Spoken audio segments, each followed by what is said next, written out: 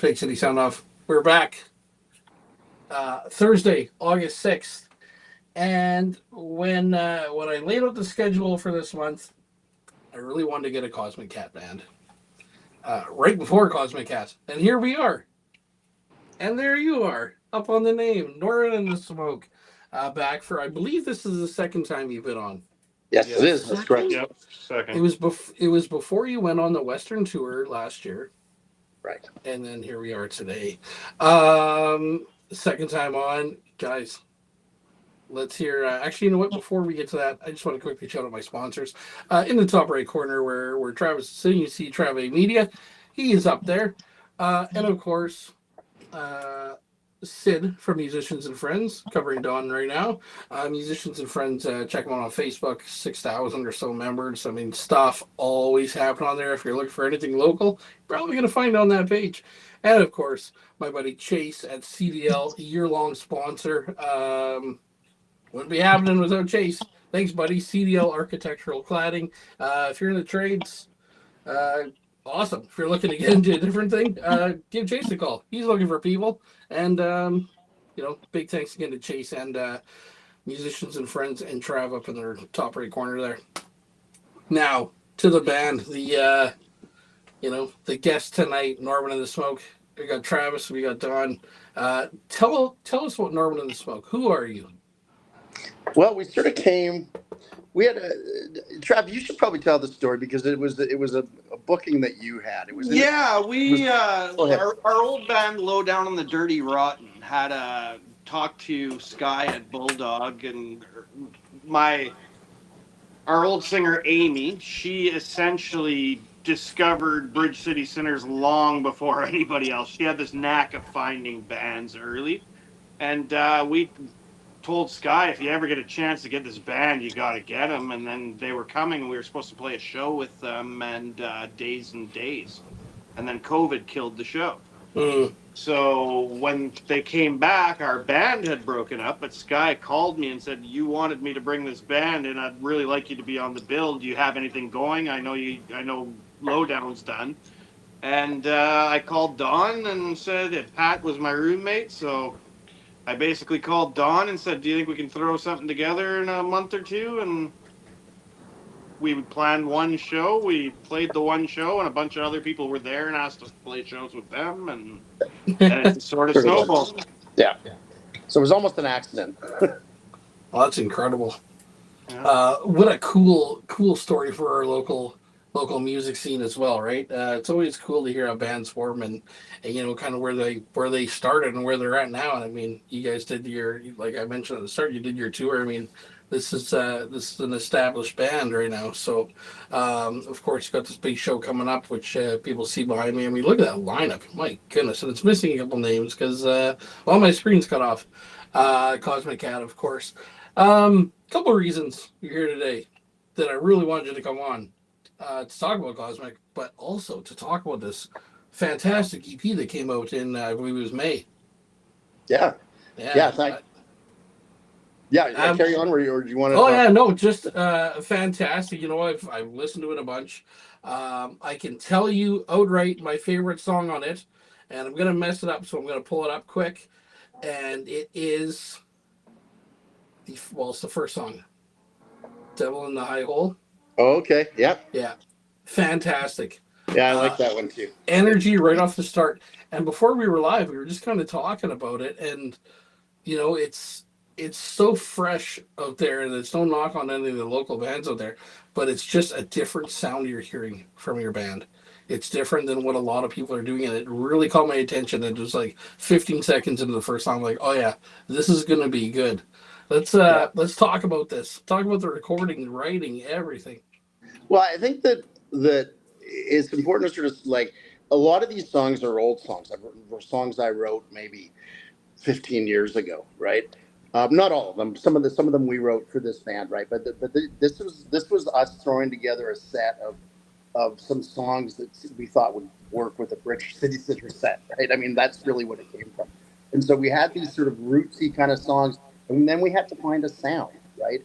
And initially, I was like trying with an acoustic guitar and Travis on the bass and Pat on drums, because that's what we did Low Down on the Dirty Rotten. I was the rhythm acoustic player, Travis on bass, and Pat on drums. So we started out like that, and it just wasn't gelling. And then we decided, you know what we got to do is just go full, four on the floor, high speed, high energy, balls to the right? wall. Yeah.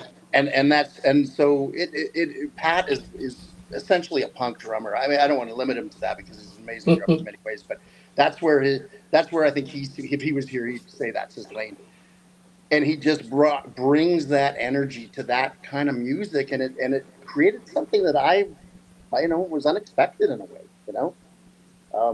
It just sort of came organically, like Awesome.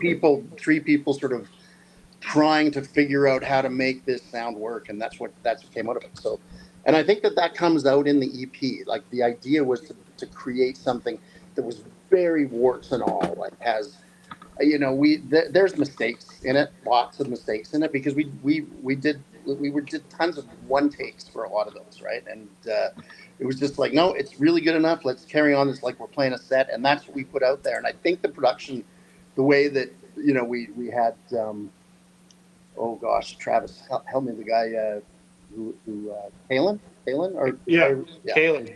he did an amazing job recording. What was his company? Do you remember what they were called? Studio 23.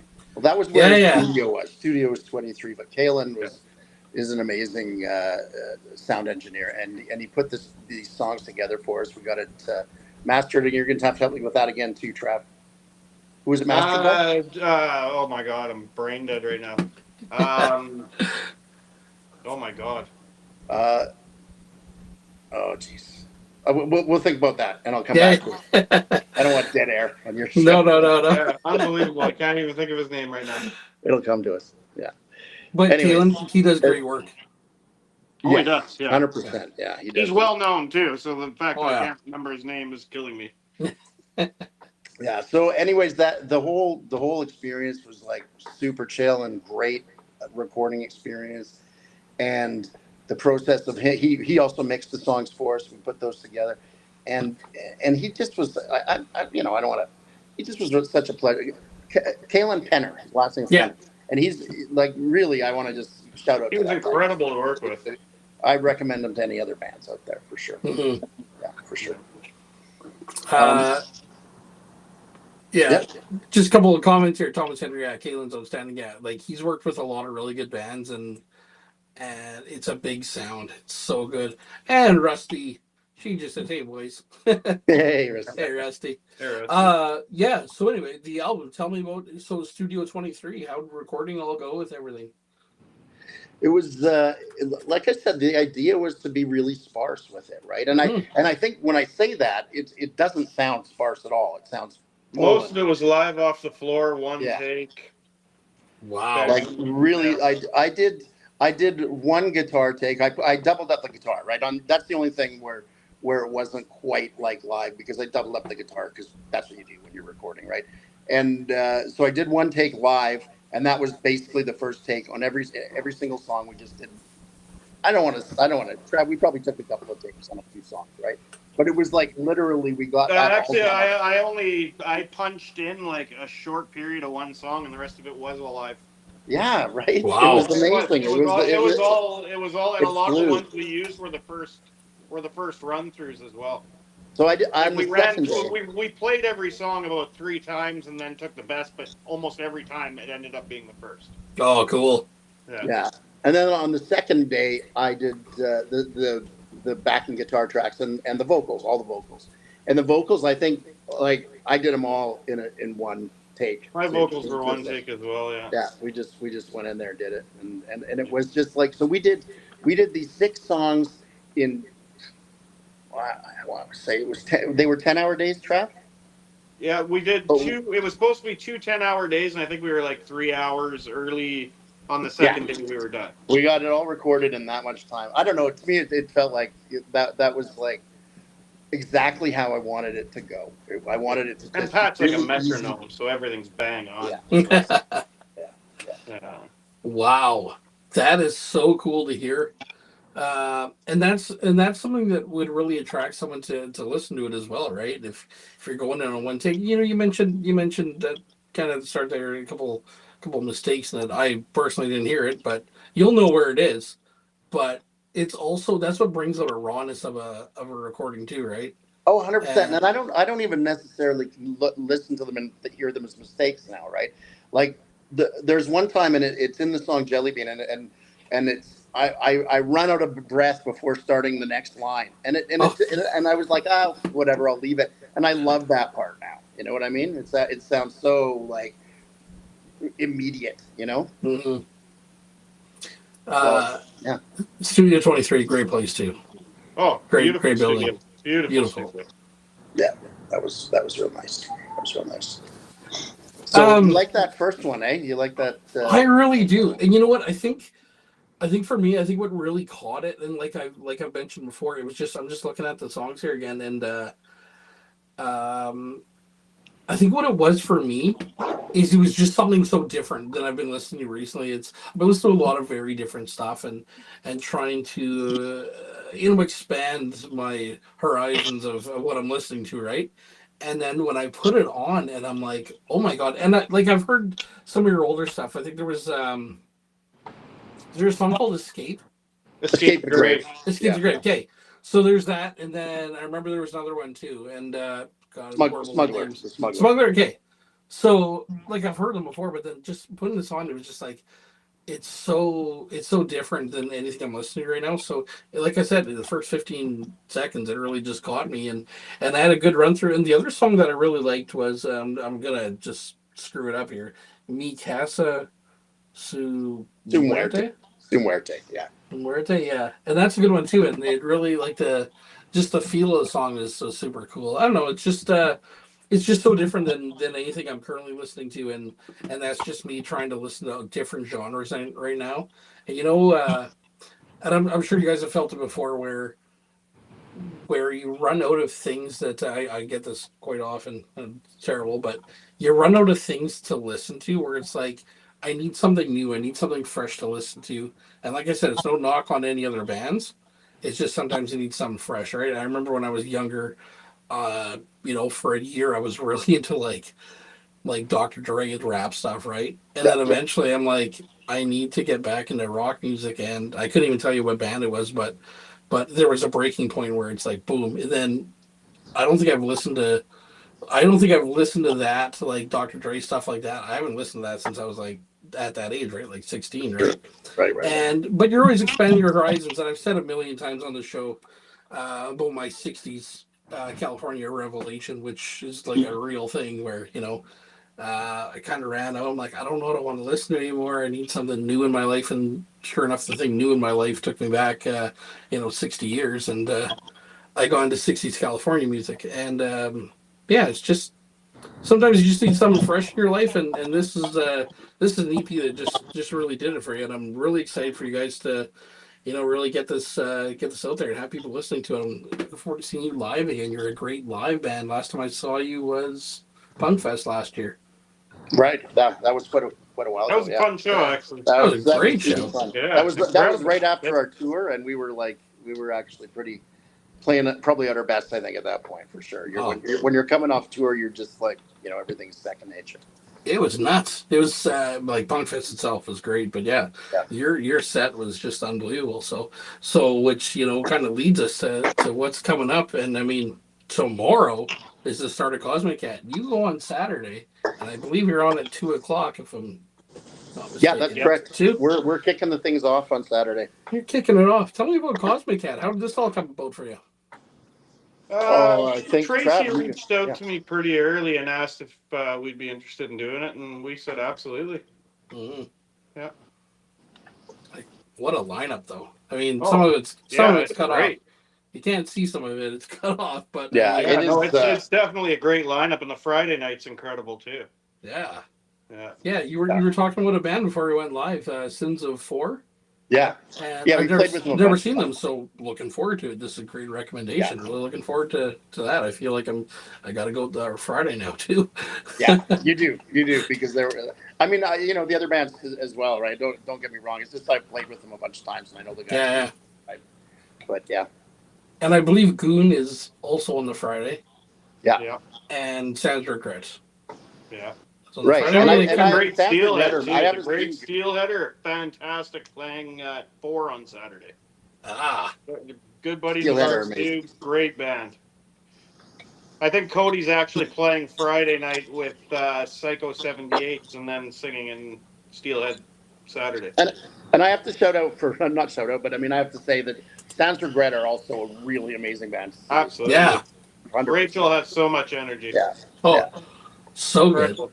Yeah. So good. I mean, we look at the lineup, and Spectre's part of it. Show and Pony's part of yeah, it. The Unwashed, I believe, coming in from Edmonton. I believe right they're on. from the West. I mean, it's so good. Ronnie Ladderbrook. I mean, what Yeah. more can you The say? man's Ronnie so Ladderbrook, talented. So Yeah. yeah, legendary. Yeah, for sure. Yeah. legendary. Just Orange, the Whatever Man. I haven't seen the Whatever Man in a long time. Yeah, just a great lineup. And I mean, Fox and Sound. I don't have to tell the story again. My very first show in Winnipeg was with Fox and Sound. Mr. Loopy Pads. I mean, he just did the Fringe Festival. He had great turnouts to his Right. show there. I mean, what a lineup! And kicking over to the comments again. All my man crushes on the same podcast. Wow. And Rusty, yeah, that was Colin. Yeah, Rusty says, "Oh my fucking god, Colin." Too funny. Too funny. Unfortunately, we don't have Pat here tonight. Pat was battling technology, and I think he took the L on it tonight. So no Pat tonight. But yeah, let's get back to Cosmic. So you're kicking off at 2 o'clock. Get out there. $30 gets you the weekend. There's camping. It's out at Hilltop. If no one knows, I mean it's on the thing, the Hilltop Resort, August 8th and 7th, I guess. Yeah, great to hear you guys are part of that. Really looking forward to your slot there. How long are you playing for? 45? 40, Yeah. 40 minutes. 40 minutes? 40, something like that. Yeah. Yeah. So tell me what goes on with putting a show, to go and playing a show. How does Norman and the Smoke prep for a show? Well, we we have we've changed it up a little bit from time to time, but we kind of rehearse the show, right? We have a show, not a bunch of songs, right? So when we come back to, we hadn't been away touring, so we hadn't got together for a couple of months, right? And we came back into it, and it was, we all knew what page we were on, and it came together flawlessly. So Yeah, it didn't skip we a ran beat. through how we're Except for preparing. the recovery. Oh yes. Oh no! Yeah. Travis got some new blood vessels there too. Yeah, but Oh, otherwise it was like getting back on a bicycle or whatever. It was. So what we did to prepare was play through the set twice. That was it, really. Yeah. and making And there's this. a lot of smoke. There's a lot of smoke in preparation. When you put a set together, how do you look at a set? Length. Well, Length. Yeah, length, is best. of course, length is the thing. But you do think about the way that it flows, and honestly, because we play a really high velocity music, and You got to plan your slower little breaks. you have Yeah. to plan your breaks, right? Exactly. So we do have a couple of slower songs, and they come after an onslaught of like in your face, like fast songs, right? So Mhm. so that's part of it too. But I also think that translates to the audience as well, right? The audience sort of appreciates that flow as well, right? So that's Our, my sort of take on that, I would say. our Um, typical set has no, like, we typically don't stop between songs either. Mhm. Like, very often, maybe once or twice a set if we ever do. yeah, But yeah, we have a it's lot of songs running into the next song. We'll plan out exactly how it's gonna. This song is gonna go into this one, and it'll happen. And that's, I think, one of the things that people come away and they think, oh, I was at a show, and I was entertained because I don't know, it's show business in a way. You know what I mean? Yeah, absolutely. And so last year at Cosmic, there was a battle of the bands. And just to touch on that, just flow, flow, flow. There was a battle of the bands, and I judged the battle of the bands, and the winning band got to play my Summerfest this year. And Nagy were they won the battle of the bands, but that was the one thing that stood out about their set, is it seemed like it was one long song. It just kept flowing, and they had whatever it was, 30 minutes I think they had, and they were hardly over their time. It was within a minute of being over. I think it was like 18 seconds or something. It was ridiculous, Mm-hmm. but that's what really stood out, and it's so entertaining going to a show. And as great as the crowd banter is, when you see a band that tight that just goes song to song to song and makes it flow, I mean, it's something really special, and shows how professional you are as a live musician as well, right? Yeah, and I think that the way we approached it was by just practicing a lot, right? For a long time, we got together every week, religiously played through that set, did those transitions, and I don't think that I've even been in a band where we've done that before, not to this extent. And so this was a bit of an experiment, I guess, but I don't know, it's a successful. I'd say we came with some good data from that It's experiment. successful until one of us drops of a heart attack. Right. Yeah. Yeah. Well, that's why we based our. Come pretty close a few times. Yeah.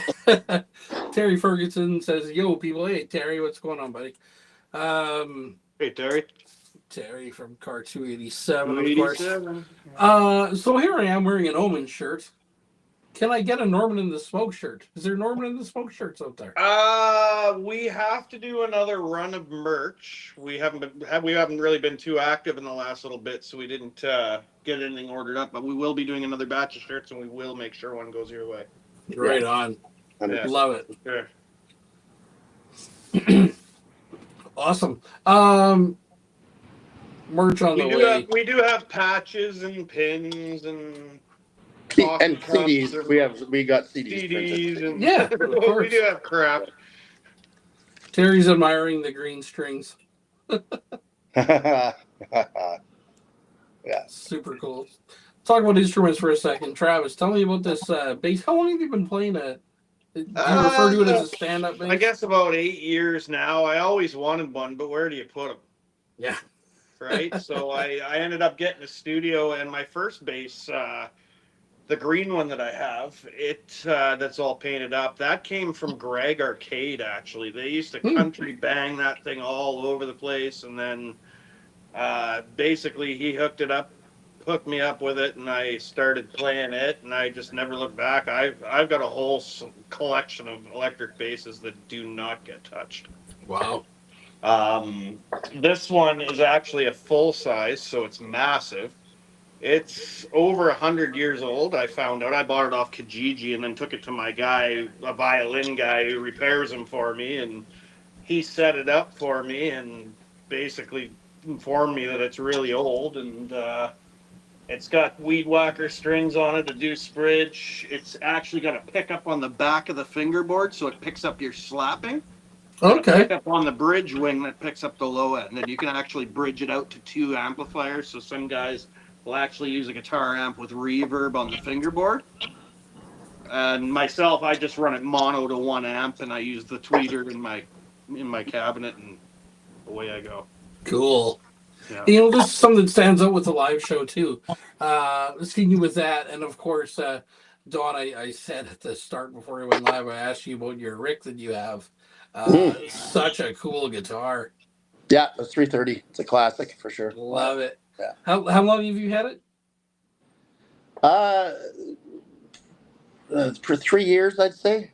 3 years, I 2 got or it. 3 years, yeah. Yeah, 3 years. It was pretty much like, I think the first time I played it live was probably with that Bridge City Sinners show, right? And that was 3 years ago. That was 3 years ago in May. Yeah. So Wow. it's been like that.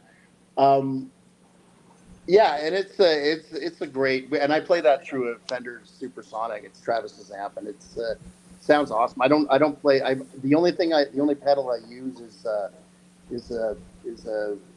foot switch for the clean channel on the amp, and I use that on occasion in the set too. So very bare bones kind of setup, for that. I might add a small pedal board, but I'm liking the simplicity of it all. Right? It's sort of almost the ethic of the whole thing is that simplicity. It's just three Yeah, beats, down and dirty. which is the very bare minimum for a rock and roll band. Well, no, it's not. Obviously, people like it, but you know what I mean. Yeah. Oh yeah, that's awesome. What does the future hold for Norman and the Smoke? Well, Do you got more songs that maybe didn't make this yeah. EP? There's Oh a few yeah. more songs Yeah. there's a few more songs that we have that have not been recorded yet. So There's probably I enough would to do another EP. And and so I think that so we'll probably do some more recording. I'm not.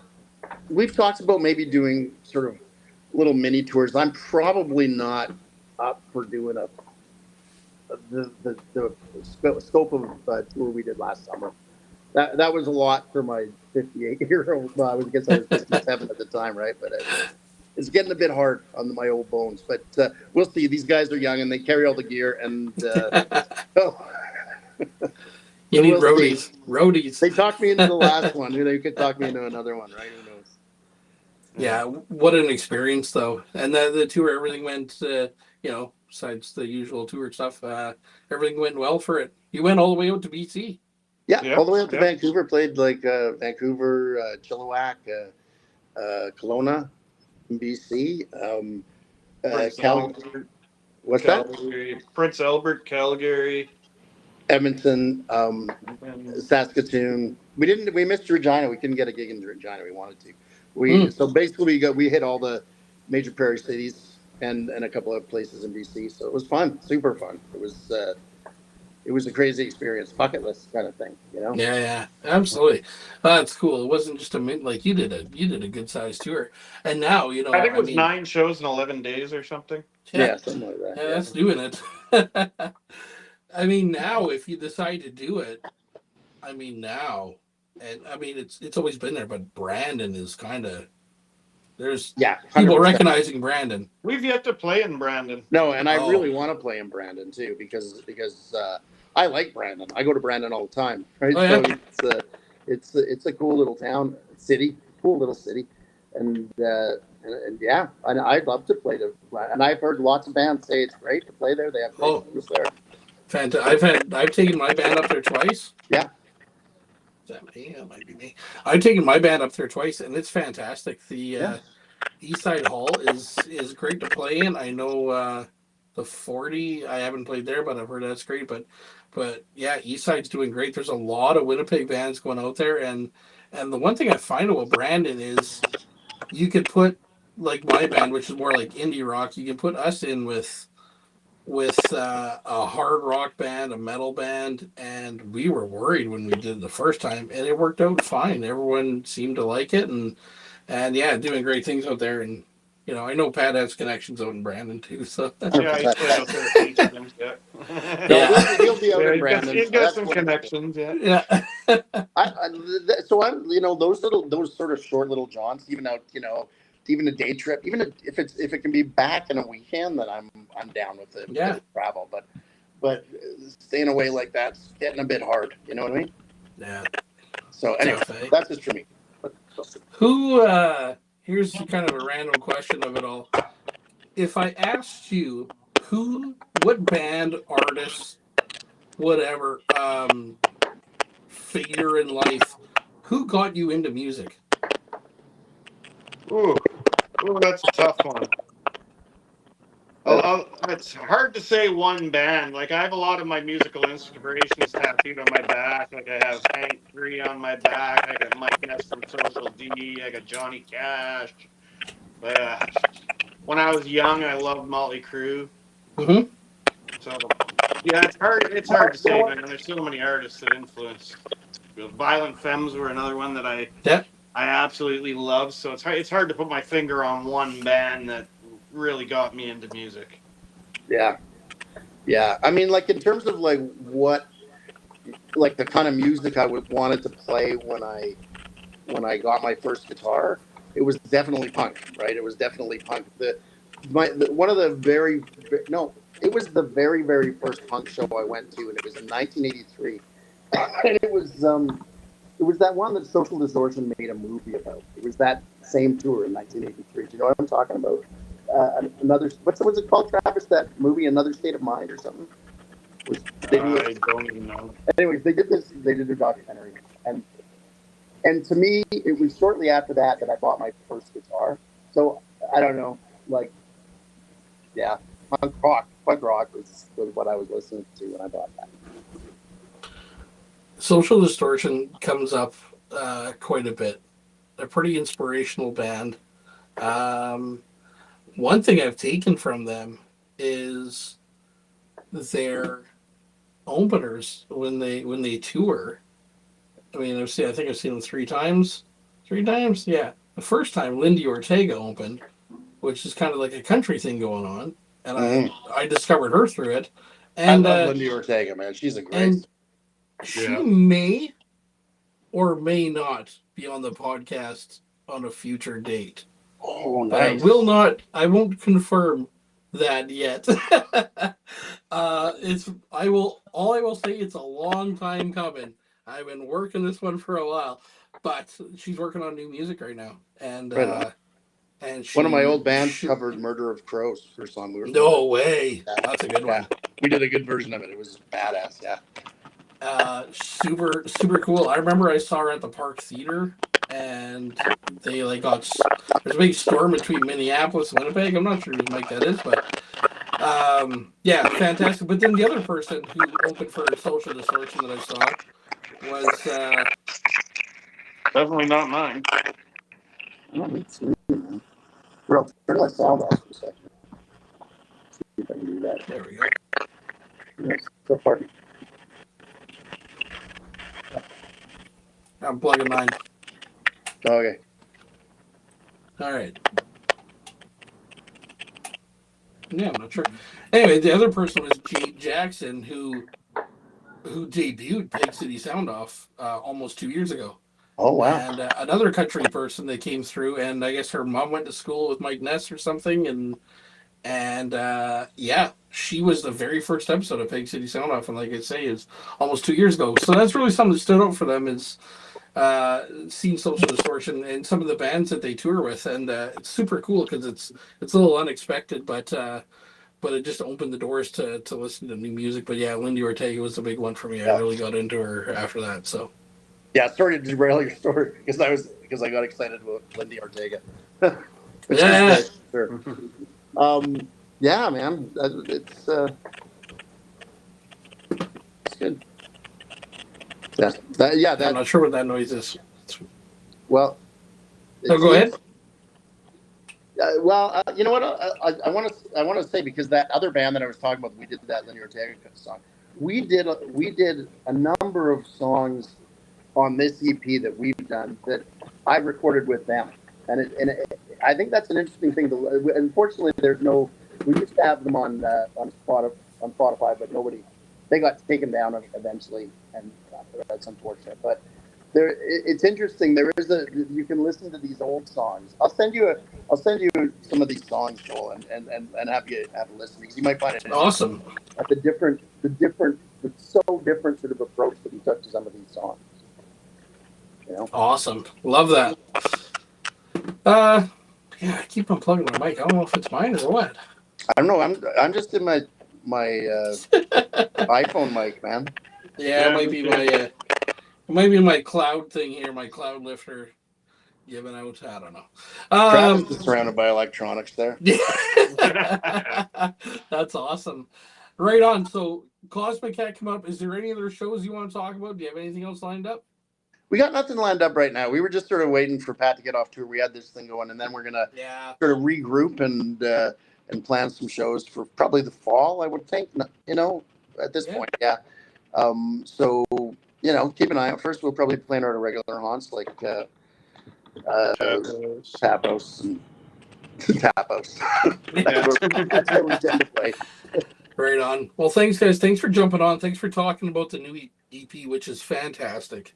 Thanks. Cosmic Cat coming up. You're kicking off at 2:00 for anyone watching right now. Kicking off at 2:00 on Saturday. You don't want to miss this. Take it from me. I'm sure you've only got better lives since last time I saw you, and it was unbelievable last time I saw you. So, uh, get out We to appreciate Cosmic that. Cat. And if you're not going over just Norman of the Smoke, go on Friday night. Catch Goon, Sandsrigat, Sins of Four, and then obviously Saturday, Norman of the Smoke, Great Steelhead, Whatever Man, Juice Orange, The Unwashed, Show Pony, Spectre, Screaming in Traffic, Ronnie Ladderbrook, I say again.